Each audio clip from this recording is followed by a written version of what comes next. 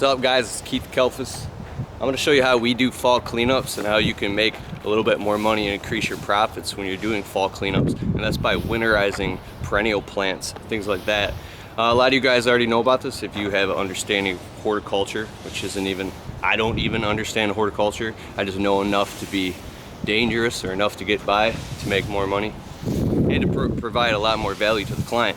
Because if you're doing that extra stuff that the average lawn care guy isn't doing, that's gonna, lock in that loyalty, and it's gonna make the customer, stick around. So not only are we doing, obviously blowing out all the beds and doing all the leaves, but we're also winterizing all the plants. That's cutting back all the daylilies down to the ground, all the hostas, we're cutting them back.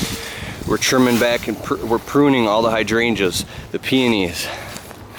This whole garden bed right here was filled with Gerber daisies and flowers and annuals. We pull all those out all the way down to dirt, and then we're gonna make it nice, neat, and spotless clean. Then we blow out the garden beds. We also do a final weeding. We weed out any of the beds so nothing's left but nice, clean, trimmed ground cover. And we just make the whole property look kind of pristine, so it looks good, and all winter long it looks nice and clean, so there's not all these dead perennial plants all over the place. I'll walk you to the backyard here. Another thing we do, if the customer has flower pots and arrangements, we're pulling all those out. Usually upon request, like this customer, very neat and clean person. So we pull out all the flower pots for this customer down to dirt. Nice, neat, and clean, so she doesn't have these, dead plants showing, being an eyesore all winter long. So when you do those extra things and then you blow out all the leaves, I mean, you're increasing your profit by a lot and making the customer happy. So if it's 140 bucks for cleanup, so to say, this one is now 275 because we're doing that extra stuff. So they really appreciate it. That's how you can increase your profits. Do a little bit of research.